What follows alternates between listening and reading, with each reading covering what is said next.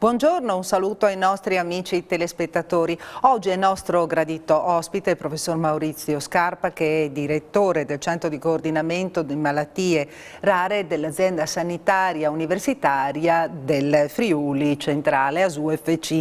Buongiorno professor Scarpa. Buongiorno. È un piacere averla qui in presenza, no, di questi tempi in genere raggiungiamo via Skype, però è riuscito anche a liberarsi per noi. Il professor Scarpa è oggi qui nei nostri studi per parlarci di un evento che è stato organizzato in occasione della giornata appunto delle malattie rare e si intitola, che ricorre il 28 febbraio. Mi spiegava professore che in teoria la giornata giusta sarebbe il 29 febbraio, ma visto che capita, no, ogni 4 anni, quindi si tende a farla l'ultimo giorno utile di febbraio. Sì. E quindi il 25 febbraio ci sarà questo webinar. Tra l'altro lei ne ha già organizzati altri che hanno avuto successo in questo periodo, no, in cui non ci si può incontrare, perlomeno raggiungere tutte le persone per un confronto sulle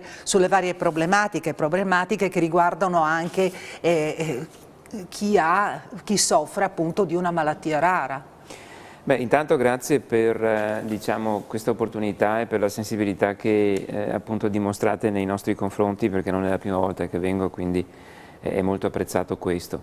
Effettivamente diciamo, i malati rari devono avere una giornata che non sia comune, per cui è stata eletta il 29 febbraio come giorno bisestile proprio perché capita una volta ogni 4 anni.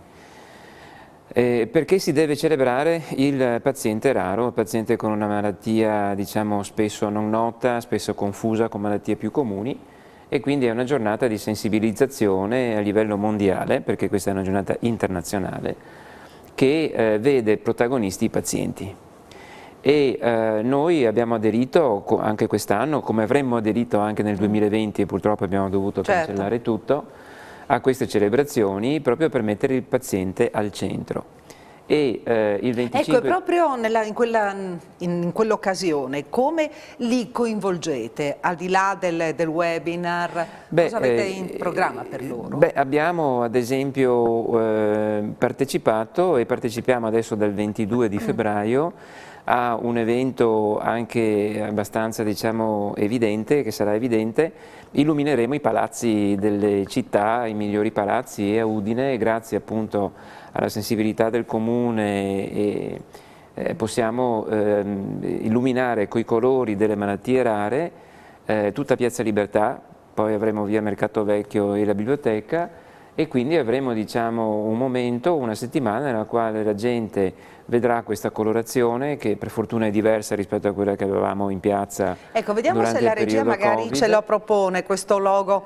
Ecco, questo. Questi sono i colori, insomma, che verranno diciamo, così esposti in piazza, e avremo tutte le logge insomma, illuminate con il logo delle malattie rare, e avremo anche 4 totem con delle domande per la popolazione, insomma, e poi anche dei numeri per poter avere delle informazioni. Questa è una maniera di sensibilizzazione diciamo diretta, per cercare proprio di avere sempre di più una popolazione e soprattutto colleghi medici sensibili al sospetto per le malattie rare. Quello che noi vogliamo è che vengano sospettate, poi saremo noi come centri diciamo di riferimento a fare eventualmente le diagnosi. Sì, perché è difficile individuarle, riuscire a capire, non per questo no, si chiamano proprio, non a caso si chiamano malattie rare. E quindi... poi il 25 invece, pomeriggio, avremo tutte le più alte rappresentanze regionali, perché la regione è molto sensibile alle problematiche delle malattie rare, quindi avremo il vicepresidente, avremo il direttore dell'ARCS, Direzione Centrale Salute, il direttore avete un programma piuttosto nutrito, guardavo. Sì, piuttosto nutrito, fatto di pillole, fatto di messaggi, e al centro di questa giornata ci saranno le associazioni. In Regione abbiamo una rete di associazioni che si trova mensilmente a discutere delle varie problematiche, e durante questo pomeriggio avremo la possibilità di parlare con le associazioni e quindi diciamo ricevere i loro commenti, i suggerimenti, e quindi vedere anche un po' come si orienta la politica non solo diciamo clinica ma anche quella normativa sulle malattie rare. Ecco, quanto è importante anche l'apporto delle associazioni? È fondamentale, perché intanto è il paziente che dice come soffre della malattia rara. Ogni paziente è diverso dall'altro pur nella stessa malattia, e quindi è importante che noi diciamo, raccogliamo le necessità e cerchiamo di interpretare le necessità. Proprio oggi purtroppo, anzi colgo l'occasione per ricordarla, perché questa mattina è mancata una bimbetta che seguivamo al centro, affetta da una malattia molto grave, e i genitori stessi, insomma, con grandissimo coraggio hanno affrontato la malattia e quindi continuano a lottare anche per gli altri bambini. Quindi i pazienti sono molto legati a noi siamo molto legati ai pazienti, e anche tra di loro, insomma, si aiutano. Le associazioni sono importanti per vivere quotidianamente, superare le difficoltà che ogni giorno la malattia presenta, che non è soltanto clinica, non sono solo i controlli, ma effettivamente come vivere giornalmente, come spostarsi, come avere relazioni, come cercare di avere una vita comunque normale. Senta, la ricerca sta compiendo pian piano, no? Dei passi? Sì, la ricerca sta compiendo dei passi enormi, perché abbiamo adesso delle capacità diagnostiche molto importanti, possiamo fare screening neonatale, la regione Friuli Venezia Giulia è una delle prime regioni in Italia e sta facendo anche dei progetti pilota per screenare un numero sempre maggiore di malattie rare. Ci vuole sicuramente molto impegno dal punto di vista nazionale, i finanziamenti per la ricerca sono sempre molto scarsi.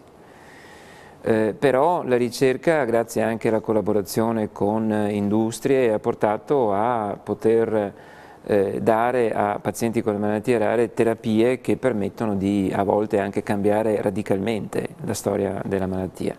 Quindi c'è molta collaborazione pubblico-privato, anche in regione abbiamo appena fatto un programma proprio di interazione dove le malattie rare sono uno dei capitoli al centro insieme al tumore e altre malattie, proprio per sviluppare anche in regione il più possibile l'incredibile quantità di capacità che noi abbiamo. E l'ospedale di Udine adesso si sta preparando per essere anche un ospedale di sperimentazione iniziale. Noi di solito sperimentiamo quello che gli altri, di solito americani, hanno sperimentato. Adesso quest'anno con la direzione generale e l'ufficio della ricerca e sviluppo dell'ospedale stiamo preparando l'ospedale ad essere l'ospedale di riferimento per le sperimentazioni iniziali, quindi la fase 1, che è quella nella quale si testa se il farmaco, diciamo, è sicuro e può essere poi studiato in un numero maggiore di pazienti. Senta, la gestione delle malattie rare in questo periodo appunto, di Covid, perché penso che avrete avuto e che avete tuttora delle difficoltà in sostanza. Beh, diciamo che le malattie rare sono state l'evidenza che la rete funziona. Nonostante noi si abbia pazienti particolarmente fragili, con polipatologie, con vari organi colpiti, abbiamo avuto un effetto Covid molto inferiore a quello che è stato l'atteso.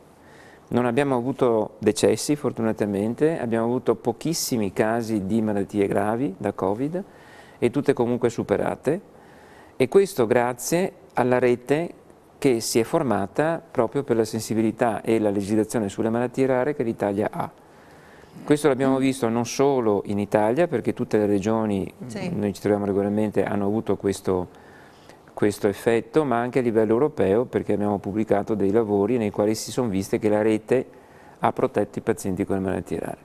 È ovvio che tutto quello che il paziente ha sofferto maggiormente è stato l'isolamento, la mancanza di controlli, però con diciamo dei sistemi di telemedicina. Cioè c'è stata anche questa mancanza di controlli? Cioè il 70% degli ambulatori degli ospiti sono stati spostati, quindi adesso abbiamo E quindi adesso state recuperando praticamente il tempo? Sì, però abbiamo sviluppato, grazie a delle piattaforme che la Regione ci ha dato, dei sistemi di contatto, di telemedicina e teleconsulto, che noi adesso usiamo giornalmente e che ci ha dato possibilità di contattare i pazienti anche fuori regione e quindi di poterli assistere nei cambiamenti di terapia o di quello che poteva essere, diciamo, fatto senza che il paziente venisse in ospedale. Sì, sarà difficile, no, riprendere la routine, ritornare alla normalità, anche se penso che la routine in futuro non sarà più la routine che ci ricordiamo noi in sostanza. Questa pandemia cambierà, ha cambiato e cambierà il nostro modo di lavorare comunque, perché anche quando noi sconfiggeremo il virus e avremo vaccinazioni eccetera che si stanno facendo, comunque cambieremo il nostro modo di lavorare. La telemedicina e la digitalizzazione sarà comunque utilizzata. Prevedo che il 50% almeno nel nostro campo delle attività che prima non venivano fatte in presenza si continueranno a fare in distanza, e questo porterà anche a una maggiore diciamo, sfruttamento delle risorse, perché effettivamente tutto quello che noi facciamo in presenza poi può essere fatto per altre necessità. Quindi credo che al di là della tragedia della pandemia questa ci insegnerà anche a vivere in una maniera più efficiente. Siamo giunti al termine della trasmissione, il tempo vola con il professor Scarpa e non posso fare altro che ringraziarlo per la sua presenza, ricordarvi appunto l'appuntamento del 25 febbraio con il webinar Malattie rare, presente e futuro. Grazie al professor Scarpa, che ricordiamo essere direttore del centro di coordinamento malattie rare della SUFC. Grazie per averci seguito e ci vediamo la prossima settimana, martedì, sempre alle 13:15. Arrivederci.